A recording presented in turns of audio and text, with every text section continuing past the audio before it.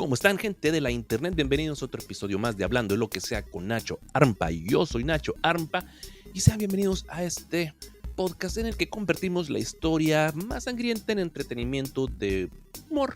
Hoy vamos a zambullirnos en el retorcido mundo de Vlad el Empalador, ese simpático príncipe de Valaquia que si la vida le daba limones, pues él empalaba a los que se los llevaban, ¿verdad? Y luego pues echaba un brindis con un pan mojado en sangre. Bueno, no tanto, pero pues por ahí va la cosa. Porque pues, ¿quién necesita terapias modernas cuando tienes a Vlad, el original experto en orden por el miedo? Hoy vamos a desmenuzar cómo este personaje que podría competir con un villano de película de terror utilizó medios tan extremos que harían palidecer a un verdugo del siglo XXI. Vamos a repasar su historia desde sus años como rehén en la corte otomana, donde aprendió a decir hola en turco y a empalarlos por si se ofrecía, hasta su ascenso al trono de Valaquia, donde se ganó el apodo de El Empalador, que no es exactamente un título de honor, pero pues él lo llevaba con bastante orgullo. Pero no se preocupen, no todo es violencia y terror, bueno, casi todo. Acompáñenme mientras exploramos sus supuestas reformas innovadoras, como purgar a la nobleza desleal, erradicar la corrupción con un toque de sadismo, y por supuesto su infame uso del empalamiento, porque en un mundo medieval sin Facebook, el mejor método para asegurarte que nadie se atreva a traicionarte pues era literalmente colgarlos de un palo.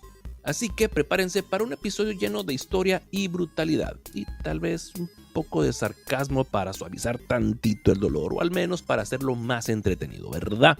Empecemos este viaje sangriento y macabro, pónganse cómodos o mejor aún, siéntense a una distancia prudente, no vaya a ser que el espíritu de Vlad los empale por las orejas. Así que dale play a la intro.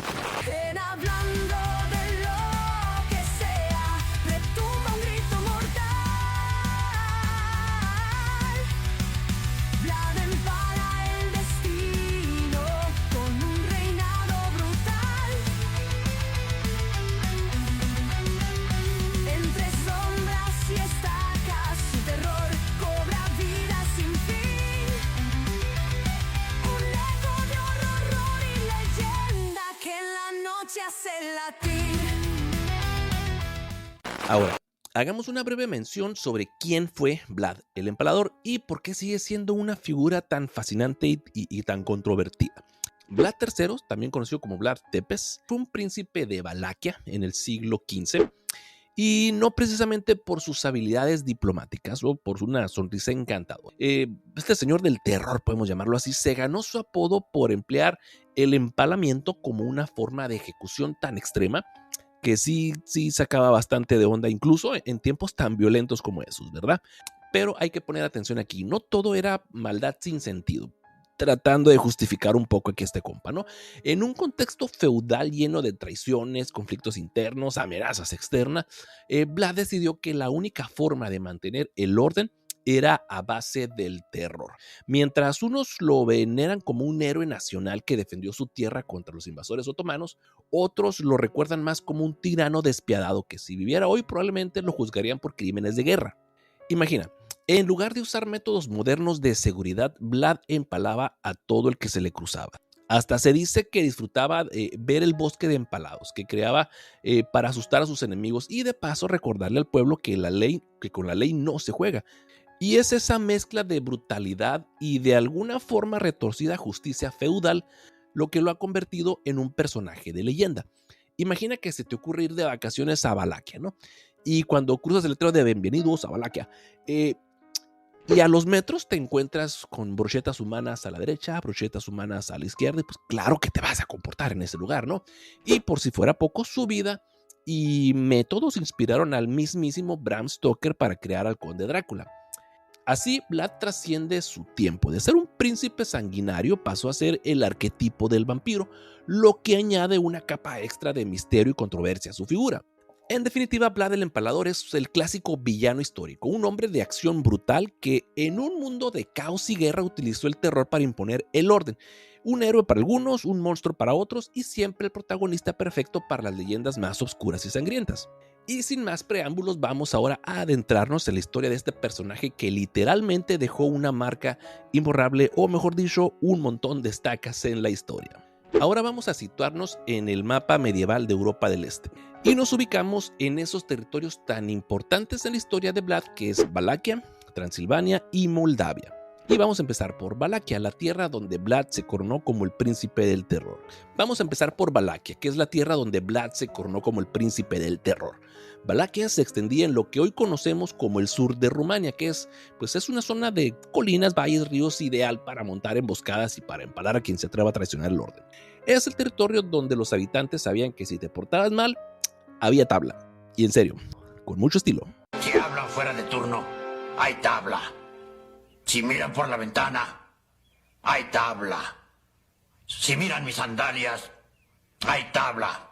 Luego tenemos Transilvania, que es esa región mística y algo misteriosa situada al centro norte de Rumania. Aquí se mezclaban diversas culturas, rumanos, húngaros, sajones, eslavos, y es precisamente en esta amalgama cultural donde surgieron muchas leyendas, incluida la de Drácula. Aunque hoy en día el castillo de Bram es el famoso castillo de Drácula, la verdadera residencia de Vlad era el castillo de Poimari, en Valaquia. Pero en Transilvania se respiraba un aire de intriga, con bosques oscuros, castillos en ruinas y tradiciones que hacían honor al misterio medieval. Y por último, pero no menos importante, Moldavia, situada al este, en lo que ahora es el este de Rumania y parte de Ucrania. Moldavia era el escenario de intensas disputas de poder y rivalidades, y aunque a veces se le veía como el hermano problemático de Valaquia, su historia también estuvo marcada por la resistencia frente a las invasiones otomanas. En resumen, estos tres territorios conformados por lo que hoy llamaríamos la Gran Rumania medieval, que era un mosaico de culturas y conflictos que hacían del mapa del este de Europa un verdadero campo de batalla o de empalamiento según se le viera el caso. Y durante el siglo XV estos reinos eran pieza clave en el tablero de ajedrez europeo. Mientras Hungría y el Imperio Otomano luchaban por la supremacía, Valaquia, Transilvania y Moldavia se convertían en los frentes de batalla y a la vez en el caldo de cultivos de leyendas de terror y valentía. Huevo, puedo decir caldo de cultivo también en este capítulo. Podríamos decir que en aquella época si te decían nos vemos en Valaquia, lo único que podías esperar era que te empalaran. Como cuando tu compa te invita a una travesía en el monte y en el estéreo del carro lo único que se escucha es la canción del Karim León sobre los compas. Pero ya fuera de bromas, estos territorios jugaron un papel crucial en la configuración del equilibrio del poder en Europa del Este, y es precisamente esa historia de resistencia, conflicto y claro, mucha sangre lo que hace tan fascinante el legado de Vlad. Con este panorama geográfico y lleno de intrigas en mente, ya tenemos la base para adentrarnos en la vida y en los métodos brutales de Vlad el Empalador. Ahora, tenemos que adentrarnos en el campo de batalla de la política medieval. Los Balcanes del siglo XV, que era un lugar donde las alianzas eran tan inestables como una torre de cartas y la amenaza del Imperio Otomano se cernía como ese vecino ruidoso que no te deja dormir. Los otomanos, bajo líderes ambiciosos y hambrientos de conquista, avanzaban como si el mapa fuera su buffet libre. Su expansión fue tan imparable que tras la toma de Constantinopla ¿en qué año fue? Dejar checo el dato, creo que fue 1453. Sí, en el año 1453, se me da pésimo las fechas. Parecían tener ganas de extender sus dominios hasta el infinito estos camaradas. Y es que en esos tiempos los Balcanes no eran precisamente el oasis de paz que podríamos imaginar. La región estaba plagada de conflictos internos, reinos y principados que luchaban por la supremacía, y entre ellos se encontraba Valaquia, Transilvania y Moldavia. Todos ellos, en medio de sus disputas internas, tenían que enfrentar la inminente amenaza de un imperio que no conocía el no gracias. Mientras los líderes locales estaban discutiendo de quién tenía más derecho al trono o a repartir los territorios como si fueran una pizza, los otomanos se dedicaban a conquistar cada rincón. Estos camaradas iban rastrillando todo. Y la presión era tanta que hasta los reinos más poderosos como Hungría se vieron obligados a actuar y a buscar alianzas para frenar este avance que válgame la redundancia, no se detenía. Pero en el caos político de la época, las alianzas se formaban y se deshacían de forma rápida. Por ejemplo, algunos gobernantes decidían colaborar con los otomanos, mientras que otros con Vlad optaban por la resistencia absoluta, lo que les valió pues una reputación bastante temible, ¿no? Los Balcanes eran en cierto modo el escenario ideal para la competencia de terror, donde cada líder intentaba demostrar quién era el más despiadado y quién tenía el método de castigo más escalofriante para asegurarse la obediencia de su pueblo. Aquí nada de ayudas sociales, aquí garrote. Pero para entender un poco a Vlad vamos a pasar a otro capítulo de su saga. Vamos a hablar sobre la misteriosa Orden del Dragón y cómo Vlad II Dracul se vinculó a ella, dejando la semilla para que años después su hijo Vlad III se convirtiera en el mismísimo Drácula. La Orden del Dragón, me encanta cómo se escucha. Imagínate un club exclusivo donde los miembros, en lugar de intercambiar chismes de alta sociedad, se dedicaban a combatir a los otomanos. Fue fundada por el rey, fue fundada por el rey Segismundo de Luxemburgo en el año 1408, por alguna razón se me quedó esta fecha, y tenía como misión, entre otras tantas, detener el avance del Imperio Otomano. Y aquí es donde entra Vlad II, el papi de Vlad el Empalador, conocido en adelante como Vlad Dracul, no porque se dedicara a criar dragones en su castillo, sino porque pues, fue admitido en esta orden y pues les encantaba presumir estas ondas, ¿no? Así que su sobrenombre Dracul deriva de esa afiliación. Resulta que en vez de tener un apodo de cariño como Vlad el Amable, se ganó el título de Vlad el Dragón, lo cual para algunos puede sonar tan inspirador como aterrador. Ahora, imagina a Vlad II, Vlad Papi, presentándose en la corte diciendo: soy Vlad el Dragón y si no me haces caso te voy a quemar en llamas o al menos te empalo. No, pero no, este vato creo que no empalaba, creo que no fue el loco de su hijo después. Esos eran tiempos en el que la valentía y el terror iban de la mano y ser miembro de la Orden del Dragón era casi como llevar un distintivo VIP de defensor del cristianismo, pero con un toque bastante sanguinoliento. Lo interesante es que esta afiliación no solo le otorgó prestigio, sino que dejó una marca imborrable en la identidad de la familia. Y ya sabemos lo que sucedió. El hijo de Vlad II, conocido como Vlad Draculea, es decir, el hijo del dragón, más tarde se vería envuelto en leyendas que lo transformarían en el conde Drácula. Así, la Orden del Dragón, que originalmente pretendía unir a los caballeros en una cruzada contra los otomanos, acabó siendo la chispa que encendió el fuego de uno de los mitos más oscuros de la literatura. O sea, se fijan cómo todo está conectado. Pero ya, entonces, en definitiva, la Orden del Dragón fue ese club selecto de guerreros con ganas de arrasar al enemigo. Y Vlad II, o sea, Vlad Papá, se coló en él, dejando claro que en su familia no se jugaba con la mediocridad. Su participación en esta orden le valió el sobrenombre que con el tiempo se transformó en el germen del mito de Drácula. Una mezcla de honor, bravura y tal vez una pizca o más bien un puñado de crueldad que sin duda sigue fascinando y aterrorizando hasta el día de hoy.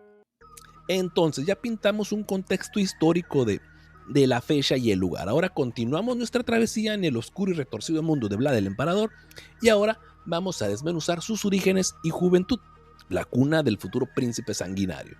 Para empezar, imagina una fría mañana de Transilvania entre 1428 y 1431, donde nace nuestro protagonista en el seno de la dinastía Draculesti. Se escucha bien, ¿cómo podemos decir? Se presta para el albur. Pero en fin, ya desde el arranque la familia tenía un aire de no somos de los comunes. Y con razón, su apellido Draculesti nos recuerda que su padre Vlad II Dracul era miembro de la temida Orden del Dragón. Aunque hoy nos podría confundir y pensar que Dracul significa simplemente dragón, en realidad para los rumanos modernos esa palabra también evoca la idea de algo diabólico. Entonces, pues ya te imaginarás el baby shower, ¿verdad? Y no es para menos, porque Vlad II Dracul, que con ese sobrenombre sí ya le daba un toque de terror, fue quien sentó las bases del linaje. Su afiliación a la Orden del Dragón le permitió alzar el vuelo, o mejor dicho, contra los enemigos de la cristianidad, en una época en la que el mundo se debatía entre la luz y la oscuridad. Pon tú que sí. Pero volvamos a Vlad III. Tras nacer en ese entorno tan cargado de leyendas y ambiciones, pues su vida dio un giro muy particular a una edad muy temprana. Vlad fue enviado como rehén a la corte del Imperio Otomano, que era una forma muy poco delicada de recibir una educación de verdad, ¿no? Pero ahí no solo aprendió el idioma turco y habilidades militares, sino que también tuvo la oportunidad de observar de cerca cómo se manejaban los métodos de tortura de los turcos, que sin duda fue una especie de universidad del terror que lo marcaría para siempre. Y es que esta experiencia en la corte otomana fue más que una lección de idiomas, fue una inmersión en el arte de la guerra y el control a través del miedo, y así nuestro joven Vlad se formó en el crisol del conflicto, con una formación militar que le permitió años más tarde imponer su propio reinado de terror en Valaquia. Y no hay que olvidar, por supuesto, la influencia directa de su padre, Vlad II Dracul, quien, al ser parte de la Orden del Dragón, no solo le transmitió el nombre con un toque infernal, Dracul, que evoca a un dragón o incluso al diablo según quien lo vea, ¿no? Sino que también le legó ese instinto de no andarse con rodeos. Así, Vlad III, apodado Draculea, o para los que prefieren el picante hijo del dragón, heredó tanto la ambición como la brutalidad. Así que desde sus orígenes en Transilvania, pasando por la amarga experiencia de ser rehén en una corte extranjera, hasta la formación militar que forjó su carácter despiadado, todo en la vida de Vlad el Empalador se fue tejiendo con hilos de leyenda, brutalidad y un toque de humor bastante macabro que ni los dragones iban a poder ignorar. Entonces, siguiendo con nuestro viaje en la vida sangrienta de Vlad, y ahora es momento de adentrarnos en su ascenso al poder. Un capítulo que está lleno de intrigas, traiciones y, por supuesto, un poco de empalamiento aquí y por allá. Tras haber heredado de su padre Vlad II Dracul un legado tan glamoroso como un club exclusivo de guerreros del dragón, el joven Vlad se vio inmerso en un ambiente donde las luchas internas eran lo normal. La muerte de Vlad II y de su hermano mayor no fueron eventos aislados, sino el fruto de la infidelidad y las conspiraciones y probablemente de un mal día en el reino, en el que alguien decidió que era hora de sacudir la cuna familiar. Con la desaparición de estos componentes vitales en la familia, el camino quedó abierto para que Vlad se presentara como el nuevo héroe o villano, según se mire, de Valaquia. Pero pues esto no fue tan simple. Su primer reinado, que duró apenas unos meses en 1448, se vio eclipsado por la inestabilidad política y las intrigas que hacían que el trono parecía el asiento musical sangriento, ¿verdad? El jueguito ese de las sillas. Pero como buen protagonista de una telenovela medieval, nuestro Vlad no se dio por vencido. Con el respaldo de los húngaros, quienes como buenos amigos en tiempos de crisis decidieron apoyarlo para frenar la expansión otomana y pues darle una reacomodada al vecindario, ¿verdad? Vlad regresó a la contienda y recuperó el poder en 1456. Este regreso no fue una simple revancha familiar, sino el comienzo de una era en la que Vlad se vio obligado a consolidar su control en un territorio que ya estaba bastante fragmentado. Imagina un país donde cada noble tenía su propio club de hágase lo que se te pegue la regalada gana, y en el que las intrigas y los traidores pues se iban multiplicando más rápido que los chismes de tu tía. En este caos, Vlad se propuso restaurar el orden a base de empalamientos y otros métodos que hoy nos podrían hacer decir de órale. Con esa política tan turbulenta, Vlad tuvo que decidir: o se conforma un reinado fugaz o se planta, empalando a todo aquel que se le opusiera. Y así demostró que en Valaquia pues no se juega con el trono. Y ya con el apoyo húngaro en la mochila y probablemente con una lista de invitados no deseados a la mano, Vlad logró reinstaurar su mandato, mostrando que en un territorio tan dividido y traicionero la única forma de mantenerse en el poder era a golpes o mejor dicho a estacas. En resumen, el ascenso de Vlad al poder fue una verdadera montaña rusa de traiciones, intrigas y empalamientos. La muerte de su padre y su hermano mayor abrieron la puerta a un reinado breve y tormentoso que solo se consolidó cuando Vlad, con el respaldo de los húngaros como dije hace rato y una estrategia de o te empalo, recuperó el trono en 1456, y esta es una verdadera lección de cómo en la Edad Media el poder se conseguía con mucha sangre y sin andarse con muchos rodeos. En ese ambiente tan fragmentado y caótico, Vlad decidió que el orden se iba a imponer, y con la más absoluta brutalidad. Así, entre intrigas y traiciones se forjó el carácter de uno de los gobernantes más temidos y legendarios de la historia. Neta, que si piensas que tu jefe es un tirano, espérate a conocer a Vlad. Ahora nos vamos a adentrar en el tema que quizás va a hacer enrojecer a cualquier político moderno: su política interna y métodos de gobierno. Y vamos a descubrir cómo nuestro querido Vlad se encargó de limpiar su reino literalmente a palos a cualquiera que se le opusiera. Imagínate un país donde en lugar de debatir en asambleas parlamentarias, se organizan purgas express contra la nobleza desleal. Vlad no tenía tiempo para discursos largos ni para negociaciones diplomáticas. O eras de su agrado o te empalaban. Así comenzó su gran campaña de reestructuración interna, en la que eliminó a todos esos nobles que se portaban mal o que simplemente se le empeñaban a conspirar en cada esquina. Y lo hizo a lo grande. Vlad tomó la decisión de purgar aquellos que consideraba una amenaza para su poder y no se quedó ahí. Confiscó sus bienes y los redistribuyó entre sus seguidores leales, que suena un poquito a política moderna también, ¿no? Pero sin empalamientos, bueno, caray, raro, ¿no? que es sin duda una estrategia bastante innovadora. Pero eso no es todo. Vlad también se dedicó a reorganizar el sistema judicial y militar de Valaquia. Imagínate un tribunal donde en vez de sentenciar con base a leyes y evidencias, la sentencia era dictada por el miedo y la estaca era la herramienta principal para asegurar el cumplimiento de la ley. Sí, nuestro Vlad transformó la justicia en un espectáculo macabro. Si cometías un delito, te preparabas para un castigo que no se comparaba ni con el garrote vil de hoy en día. En el ámbito militar, la reorganización fue igual de brutal y efectiva. En un territorio ya fragmentado y plagado de traiciones, Vlad necesitaba un ejército que respondiera solo a él. Así que más allá de empalar a los traidores, también estableció una disciplina férrea. El ejército no solo debía luchar, sino hacerlo con un temor reverencial al jefe, que pues no se nada con cualquiera y a quien se le atreviera a fallar, pues ya sabías que había riesgo ahí. Con esto, Vlad no solo mantenía el orden, sino que también se aseguraba que sus tropas fueran leales, al menos en lo que respecta a no querer terminar empalados en el patio, ¿verdad? Estas reformas internas y la centralización del poder a través de métodos tan extremos no solo le permitieron a Vlad consolidar su dominio en Valaquia, sino que también dejaron una huella imborrable en la historia, aunque hoy en día podríamos decir que ¡qué barbaridad! En aquel entonces, en medio del caos feudal y la constante amenaza de invasiones, este sistema brutal era visto por algunos como la única manera de mantener el orden.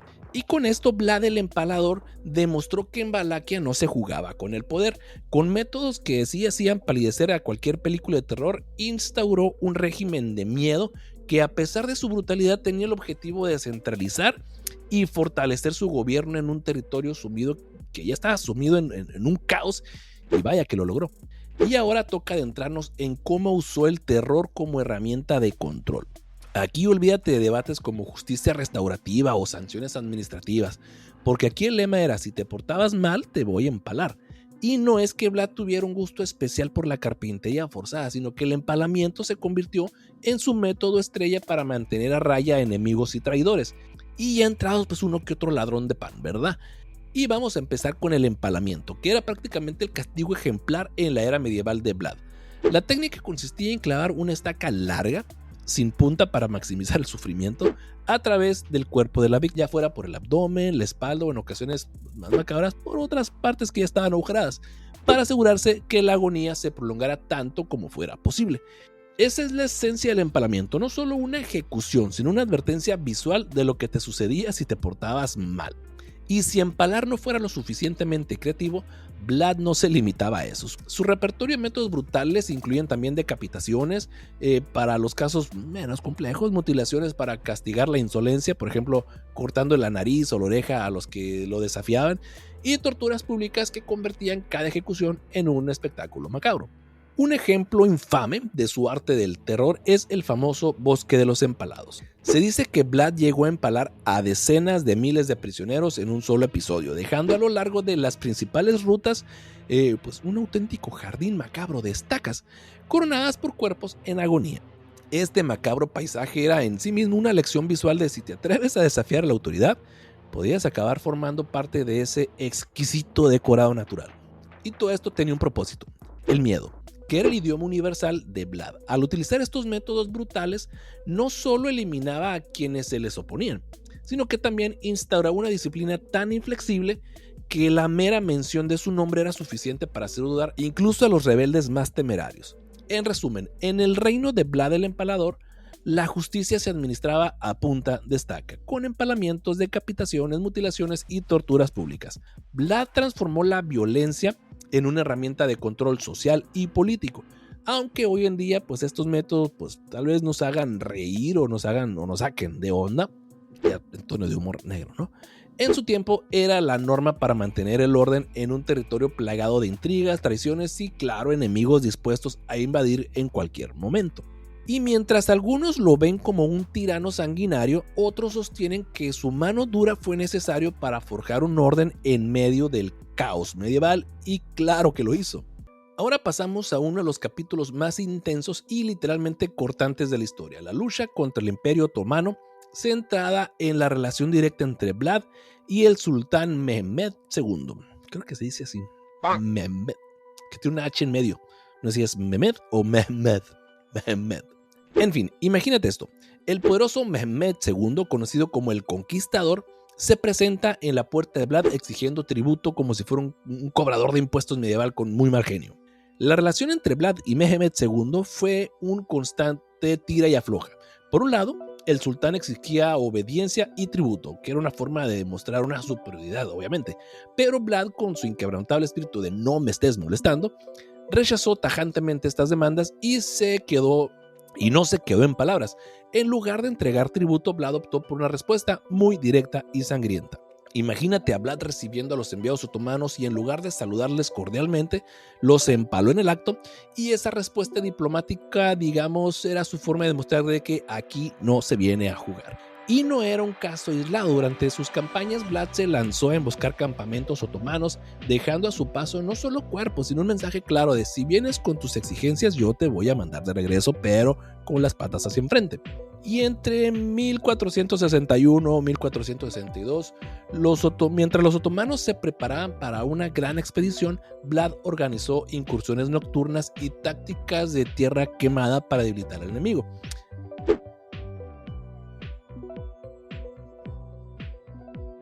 Y así, en lugar de sentarse a negociar, decidió empalar a miles de sus prisioneros, incluso familias enteras, y los puso en la ruta que seguían las tropas otomanas. Ahora imagínate la sorpresa del sultán al encontrar un bosque de empalados a su paso. Obviamente es una señal inequívoca de que en Valaquia las reglas las imponía Vlad y no el tributo. Y es que en ese mundo medieval la diplomacia a menudo se resolvía con una mezcla de sálvese quien pueda. Para Mehmed II, que esperaba recibir obediencia y sumisión, enfrentarse a un Vlad tan obstinado debió haber sido sin duda una pesadilla logística y moral. Y definitivamente la lucha contra el Imperio Otomano y en particular esa relación con Mehmed II no solo fueron episodios de choque militar, sino que también marcaron el carácter intransigente de Vlad. Mientras el sultán insistía en el tributo y en la sumisión, Vlad respondía con una brutalidad tan extrema que en lugar de pagar impuestos, prefería demostrar con hechos que el costo de desafiarlo era literalmente empalador. Chiste palabras malo, pero me encanta decirlos. Ahora vamos a adentrarnos en uno de los aspectos más oscuros y a la vez, curiosamente, entretenidos de la leyenda de Vlad: los relatos de su crueldad y su supuesta pasión por el terror. Así es, señoras y señores, hoy estamos hablando de un hombre que, según cuentan tanto las tradiciones eslavas como las alemanas, no se conformaba con castigar, sino que se deleitaba viendo a sus víctimas empaladas. Según algunos relatos, Vlad se ponía a disfrutar de un banquete macabro rodeado de sus invitados, que en este caso eran víctimas empaladas, y hay relatos que afirman que en ocasiones se sentaba a cenar y que mojaba el pan en la sangre de los empalados, como si fuera una salsa especial. Estas historias no solo relatan que Vlad disfrutaba el espectáculo de ver a sus enemigos colgados en estacas, sino que lo hacía de una forma tan exagerada que se convirtió en su marca personal. Se decía que caminaba entre lo que él llamaba el bosque de los empalados.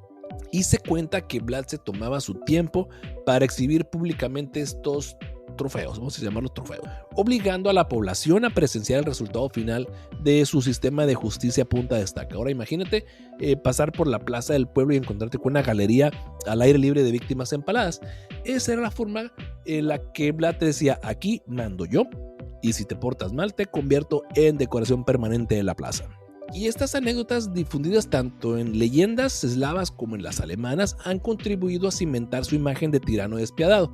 Obviamente algunos piensan que todo esto es mera propaganda, quizás inventada o exagerada para desacreditarlo, pero la verdad es que estos relatos han sobrevivido a lo largo de los siglos y hoy no podemos evitar reírnos tantito con humor ante la idea de un gobernante que organizaba fiestas de terror con empalamientos como platillo principal. Vlad no solo empalaba a sus enemigos, sino que, según las crónicas, se deleitaba en el terror que sus métodos generaban, haciendo que cada ejecución fuera una especie de espectáculo de horror para infundir miedo y mantener el orden. Era un verdadero maestro del terror medieval, cuya leyenda sigue siendo tan macabra como fascinante y que inspiró al mítico conde Drácula. Porque si algo sabe hacer Vlad es convertir una brutalidad de la vida real en una epopeya digna de Hollywood. Las crónicas y relatos orales, ya sean de origen alemán, eslavo o romano, se encargaron de tomar cada empalamiento, cada mordaz sentencia y cada gesto macabro de Vlad y lo exageraron hasta niveles épicos. En la tradición oral, las historias que se transmitían de generación en generación y con cada narrador, el relato pues, se volvía más sorprendente, más sangriento y claro, mucho más entretenido y obviamente mucho más entretenido. De los relatos eslavos y alemanes tenemos versiones que pintan a Vlad como un maestro del terror capaz de empalar a miles y disfrutar de la vista de sus víctimas, mientras que las crónicas rumanas, en su dualidad, lo relatan a veces como un héroe que imponía el orden en un territorio caótico. Como puedes ver, todo depende del lente con el que mires al empalador. Y luego llegó la imprenta, ese invento revolucionario que hizo posible que las historias se pudieran difundir mucho más rápido. Y con la invención de la imprenta, los relatos sobre Vlad dejaron de ser simples chismes de taberna y se convirtieron en bestsellers de terror medieval, con libros e ilustraciones que salieron en Nuremberg y Estrasburgo, que mostraban escenas macabras y atrayendo el morbo de las personas. Y la difusión impresa pues no solo ayudó a que la leyenda de Vlad se extendiera por toda Europa, sino que también cimentó su imagen en la cultura popular, y con cada copia impresa el mito se volvía más grande, más aterrador y, ¿por qué no?, más divertido. Y así es como un príncipe real con todos sus empalamientos y brutalidades se transformó en el arquetipo del terror, dando origen al personaje de Drácula que todos conocemos hoy en día. Y definitivamente la propagación de la leyenda de Vlad el Empalador es un claro ejemplo de cómo los relatos orales, amplificados por la imprenta, pueden convertir hechos históricos, por muy sangrientos que estos sean, en mitos legendarios. Así, cada empalamiento, cada grito, cada historia contada en las tabernas medievales contribuyó a construir un personaje que con el paso de los siglos se ha transformado en el vampiro original de la cultura popular. Ahora vamos a abordar uno de los giros más fascinantes. ¿Cómo pasó de ser un brutal príncipe a convertirse en inspiración del vampiro más famoso del mundo? Vamos a ver esa conexión entre Vlad, el vampirismo y el mítico conde Drácula. Resulta que a pesar de que Vlad no bebía sangre ni se paseaba en capa negra por las noches, eso fue pura invención, su vida sangrienta y sus métodos brutales fueron el caldo de cultivo perfecto para que siglos después alguien con mucha imaginación y poca moderación literaria decidiera mezclar hechos históricos con ficción para crear a Drácula. Así, lo que empezó siendo el relato de un príncipe que empalaba a sus enemigos se transformó en un mito de vampiros colmado de mordiscos, colmillos afilados y un toque de romanticismo oscuro. Bram Stoker, el irlandés que se ganó el título del padre del vampiro, encontró en Vlad la inspiración perfecta. Aunque Stoker no copió la vida de Vlad al pie de la letra, sí se dejó seducir por la atmósfera macabra de sus relatos, el terror, la brutalidad y esa aura de misterio que rodeaba al empalador. En su novela Drácula, que se publicó en 1897, Stoker toma fragmentos de la historia, como el apodo de Drácula, que significa el hijo del dragón o el hijo del diablo, y los mezcló con leyendas y elementos góticos para dar forma a un personaje que ha perdurado en el imaginario popular por más de un siglo. Y la figura de Vlad el Empalador se ha visto envuelta en una red de exageraciones y mitos, en la que su brutalidad pues, se amplificó y se entrelazó con elementos sobrenaturales. La obra de Bram Stoker es el ejemplo perfecto de cómo se pueden fusionar hechos históricos, por muy macabros que estos sean, con la ficción para crear personajes icónicos que siguen cautivando la imaginación del mundo entero. Ahora tenemos que explorar el impacto cultural y en la identidad nacional que ha dejado a Vlad el Empalador con la pregunta de ¿héroe nacional o tirano sanguinario? Esta dualidad es muy fascinante como polémica. En Rumania, la imagen de Vlad se divide en dos. Para algunos, es un defensor intrépido de la soberanía, que fue un líder que se enfrentó a los invasores otomanos con mano de hierro, o mejor dicho, con estacas de empalamiento, y que a pesar de su brutalidad logró forjar un orden en medio de todo ese caos. Por otro lado, para otros, es el epítome de la crueldad medieval, un tirano despiadado que convirtió la justicia en un espectáculo de terror macabro.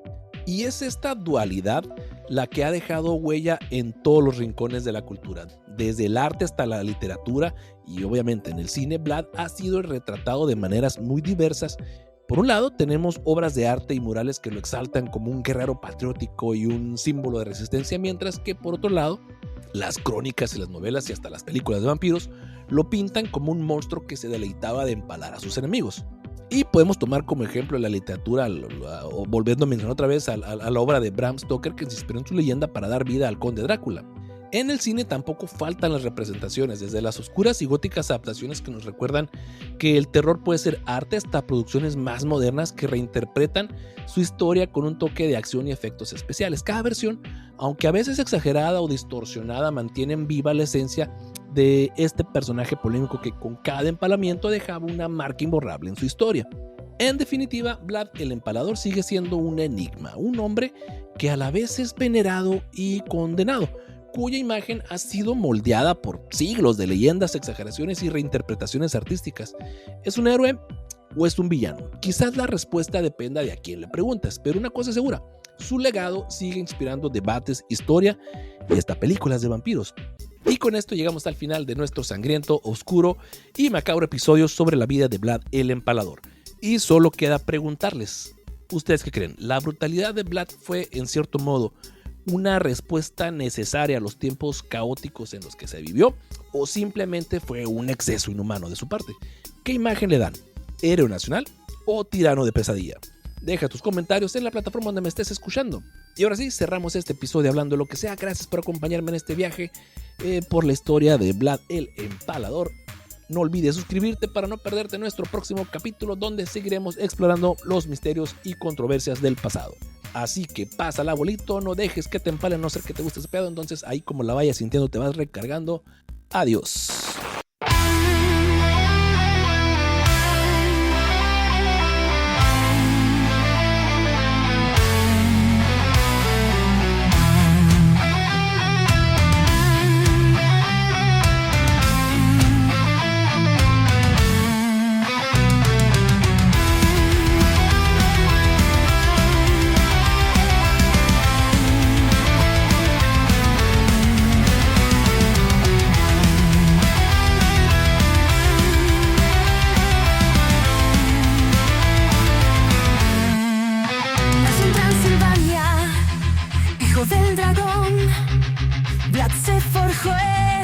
Sombras y prisión, rehén en tierras otomanas, templó su terror.